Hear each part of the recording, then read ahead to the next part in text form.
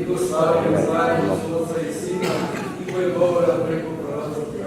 Uredna, sveta, sobodna i apostolska crkva, ispovedno veliko krštenje, naprošena prevolite, počeka vaskrsenjето на мъртвите и живот от века в века.